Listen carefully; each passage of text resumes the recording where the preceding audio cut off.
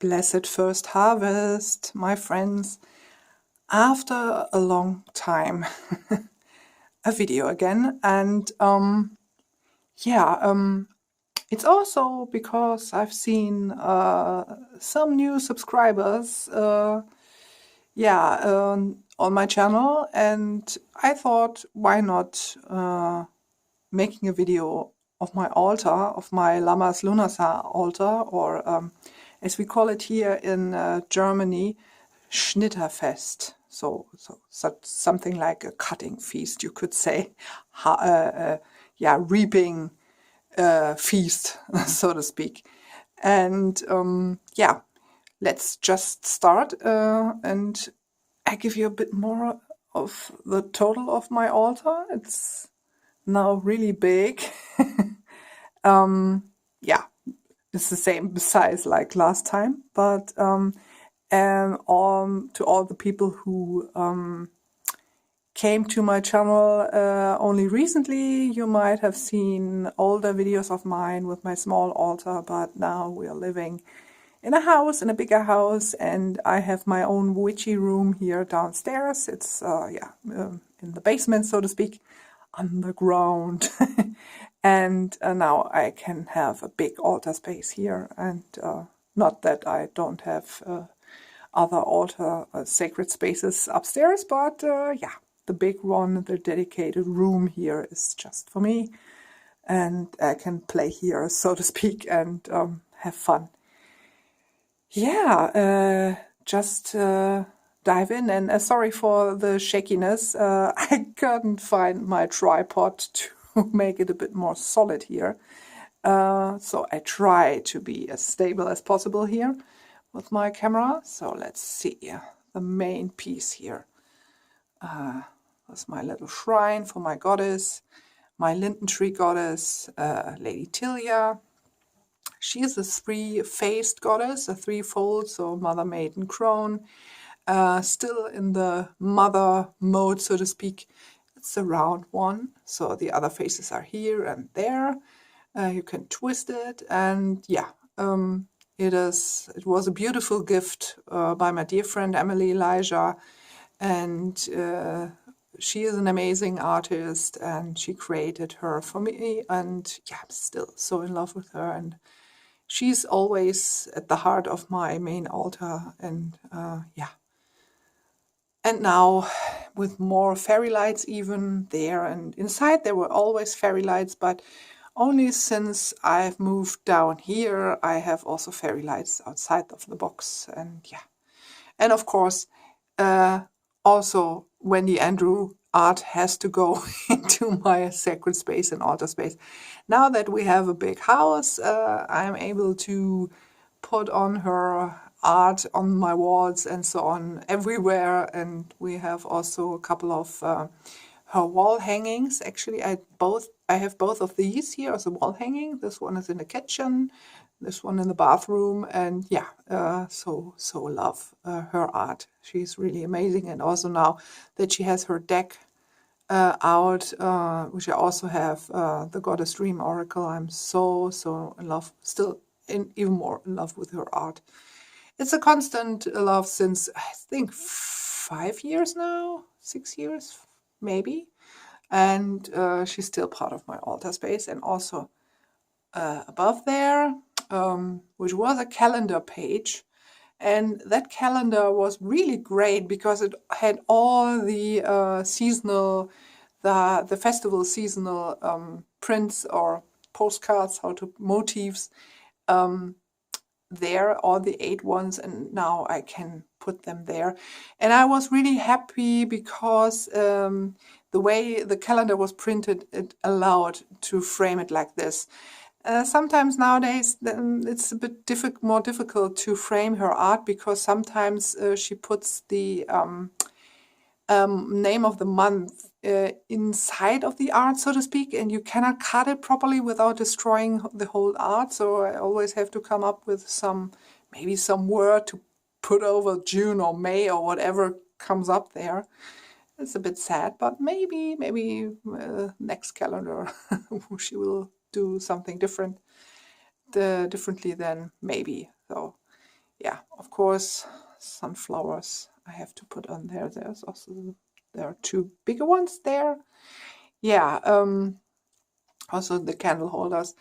One is by me, and the other one is also by my friend Emily Elijah Boudet. You can also check out her YouTube channel, and where she presents her in the recent months she presented her Dedicant book, which is really amazing.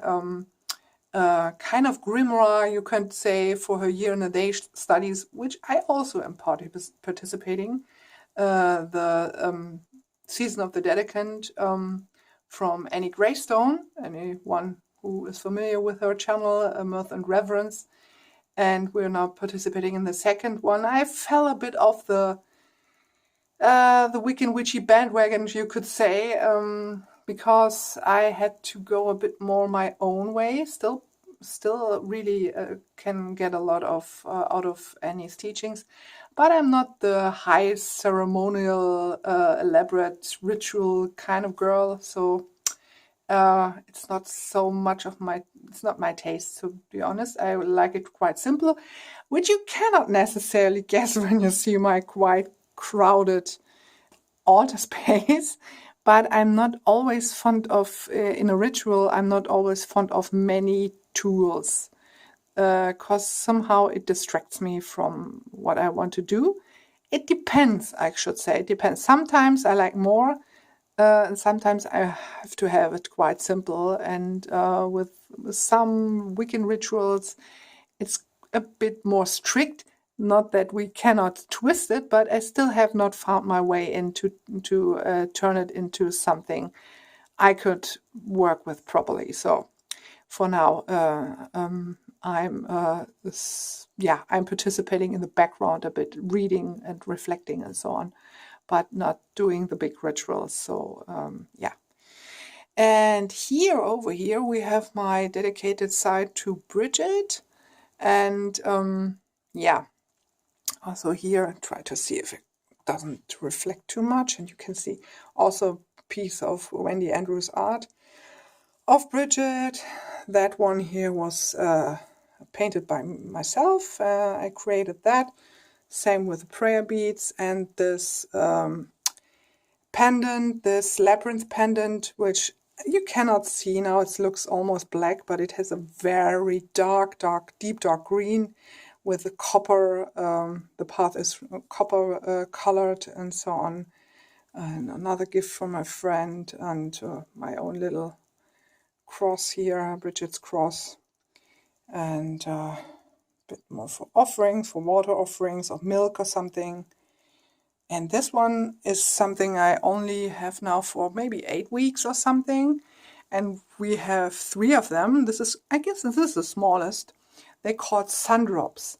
And it's a bit too bright on the camera, but it has a wonderful golden copperish, is it a word, copperish? So golden copper light and the shimmering effect. It's made from metal. And they're so gorgeous. So I really like it. And I knew that this would go, on my side for Bridget. And underneath there is, you cannot see, it was burned in wood. Sometimes I use it for, also for rituals on Bridget. It's a Bridget's cross burned on wood by another witchy friend of mine. And, yeah, so for now it's resting. My sundrop is resting there, and yeah, it's a perfect solution and perfect setting, I think, especially the sundrops for a devotional thing for Bridget. So my chalice, yeah, some seasonal cards I put up from the Greenwood Tarot. This was a deck I printed for myself. These were some extra cards that I printed beside the deck, so I have something to decorate my altar space with. And still waiting for the deck, for the Greenwood Tarot to re-emerge, because I think it's month ago I've heard that Mark Ryan is deciding to reprint the Greenwood Tarot. There were a lot of issues with Jessica Potter, the artist, and there were some things going on that seemed a bit problematic, because it seemed like Mark Ryan wanted to print that deck anyway, although the artist didn't wish that, and she is also not on the pagan path anymore, and she, so to speak, gave it free for the people to use her art just for their own purposes. So you can reprint or print your deck how you want it. It's still a bit of a gray zone, and I don't know how illegal it is, but just for the own sake of it, I still love the Greenwood Tarot, and I use it a lot in my on my path, and it's a faithful companion. I have to say I prefer it a little bit more over the Wildwood Tarot. Not sure why, especially when you read the book. The Wildwood Tarot book is quite similar to Mark Ryan's Greenwood Tarot original book, which is okay, but especially for the minors and especially also for the courts, I find it too short.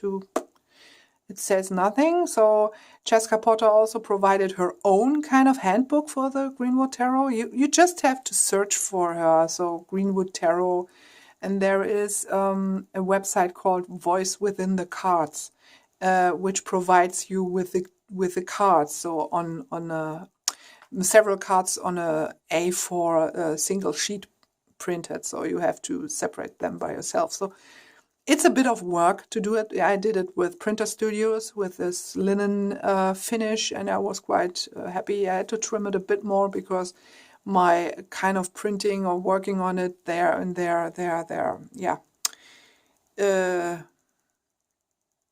mask, or how you design mask, where you put your titles on and so on and so forth, was not so, the titles were not fitting right, and I had to trim a bit more because they were not centered like I wanted to have them, but still, I love the deck. I have it, and I'm quite happy with it. And I would be also happy to own a legal copy, actually. So they asked also on Facebook, Mark Ryan especially asked if we would prefer a borderless deck or with borders, and I remember the majority voted for borderless, of course, because mine is also borderless, and it pops really great, so I'm quite happy with that. So go over here. This is my my kind of dedicated space to also the Weaver's Oracle by Carolyn Hillier.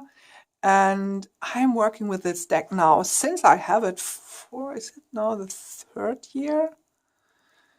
I guess it's the third year that I'm working with the cards for, or as my year cards, so to speak. So I'm doing some kind of year ahead spread. It's not necessarily really a year ahead. Yeah, you could say that, but I don't call it that way because I draw the cards in the so-called in Germany, so-called 12 Rauhnächte, the 12 nights of Yule or Christmas or winter solstice. This is a new kind of term, these are new terms that are emerging around these nights. Here in Germany, they are more known as the 12 Rauhnächte. And these nights are especially good for doing oracle readings, or not necessarily readings, paying attention. It is a good time for divination and for reflection. I'm not sure if it always was like that because of this kind of the topics that are emerging now and the books that are popping up everywhere. And a lot of them are just like not very substantial. But like it's like when you have the new age shops and esoteric bookstores and so on, some books emerge and then every kind of publisher jumps on and trying to do their rip-off of that topic. And it's the same with the Rauhnächte. I have to say, not all of them are really useful, so to speak. So I'm doing my own kind of reinterpretation of them, what feels good for me and so on. This is in no way traditional, my own little tradition, I should say, so for at least 3 years. And this is my year card. It's Edge, the Udegan of the Lost Drum. And the other one for August now is Moon, the Udegan of the Human Heart. And some of the cards are re-emerging from last year, especially Moon. She was my year card last year. And this time I divided all the cards into some kind of seasonal piles. So for each season, drawing the fitting cards or drawing cards out of that pile. And maybe I will do a video at one point, because my approach to the deck is maybe, I'm not sure, maybe a bit different than others, because I still haven't worked with all the cards, even after 3 years. And I'm not the kind of person that draws them weekly. For me, they have so much meaning and layers that I have to work with them very slowly and only with one at a time, or at least sometimes two at a time, to deal with their layers of meanings. Because also those of you who have the book know, and those of you who are familiar with Carolyn Hillier's writings know, that these are not the kind of linear writings that you can digest immediately. There is a tone to it that has sometimes a feeling of you're being in trance or in a dreamscape and so on, and you have to sometimes sit long before you get something out of it. But I'm also working with these cards in kind of how you call it, not vision, how do you call it? So path working, you could say path working, a bit like that. And also this image in the background plays a big part of that. This is part now of my sacred landscape, but it's, as you can see, a real photo, and it is a real place, and it's one of my favorite places. On my favorite island, it's the North Sea island of Amrum, a German North Sea island, North Frisian island it is, and they reconstructed an Iron Age house there after they found remnants of settlements there. So they reconstructed that, and it's a powerful place for me, at least for me, a powerful place of ancestors. There are now several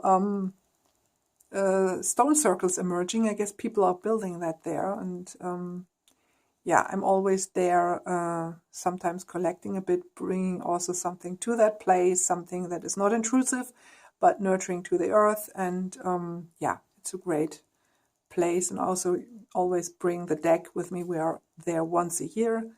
This year we are there a tiny bit earlier. This year we will travel to the island. We will come to the island directly on Samhain, so on Halloween's Eve. We will be there. Maybe not necessarily on that place, but it would be great if that would be possible. But it won't be, because it's dark then when we enter the island. Nonetheless, it's an amazing place, and it's always there, and it's to me, in my sacred landscape, it's my gathering place with these women, especially in the 12 Rauhnächte, to go there and to sit with their wisdom and what they want to teach me over the year. Sometimes I have to say I'm not always so. Sometimes it's not so easy to get the message. Sometimes I feel maybe a blockage from myself, having like that, being not ready for the message. Sometimes it takes longer. Sometimes you see it only in hindsight what they wanted to tell you. But it's one of my favorite decks still, and I have to say I always search for this kind of deep deep layers of meaning in decks, and it's rarely I find them. So this is really, but I'm perfectly happy with what I have. So I don't have to add many more decks to my collection just for searching it and then being disappointed. No, I'm happy with what I have and reevaluating. It's not that I'm on a depth year or something.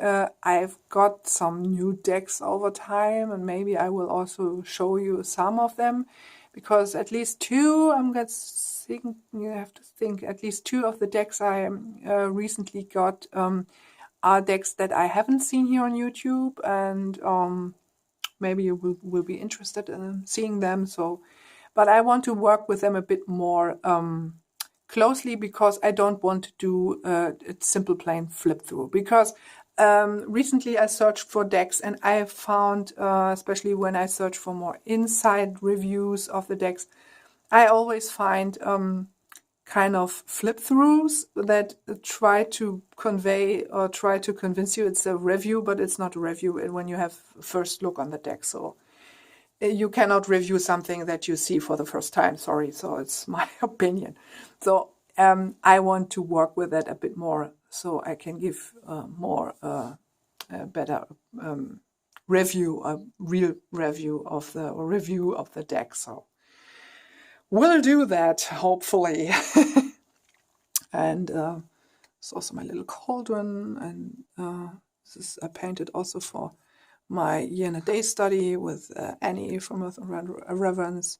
I did it two sides, so the more traditional and the kind of gardener's pentacle, or goddess pentacle as it is called often. Yeah, so it's also here stones from the island. And what you see here is not necessarily the interior of that house. This house interior is much more simple. But in a dreamscape, you can imagine what you want. And this inside is photographed inside a house of an house from Iceland. And sometimes they also were quite flat houses with sometimes a big roof, but these have, as you can see, windows in it. This one hasn't, but it has a back door, so a bit light comes in. But I like this interior of that house, and it says on the postcard, it says it's part of a museum, and I cannot pronounce it correctly. Glaumbeer? I don't know. So it's part of a museum where you can enter that house, actually, and I always like that and combine it with that. So making my dreamscape a bit more vivid and more, even if it doesn't fit really from the historical point of view, but it's my dreamscape, so I can do with it what I want. So, and I still have here some antlers for my working with reindeer also, and with Ellen of the Ways, which I connect to the reindeer, because it's the female reindeers are the only kind of deers, so to speak, who wear antlers also in winter, which is interesting. So, because when you see Father Christmas or Santa Claus having his sleigh with reindeers, it's technically not boys, it's all girls. So, which I really like the idea. So, yeah. So this is my altar. Maybe I will at one point give you a tour of my witchy room. But for now, that's all. And I hopefully will be back soon, but I cannot promise. It's not always easy, because I still have a young dog and a garden, and we have done a lot more in the garden nowadays, and becoming a bigger gardener, so to speak. And a lot of things to do, and but I hope to be back. Maybe you're also interested in seeing some of the gardens, or maybe a room tour, so to speak, house tour, garden tour, something I could do at one point, I guess. But I will see. So for now, I hope you will have a fabulous, or had a fabulous first harvest festival, and we will see you soon. Bye bye.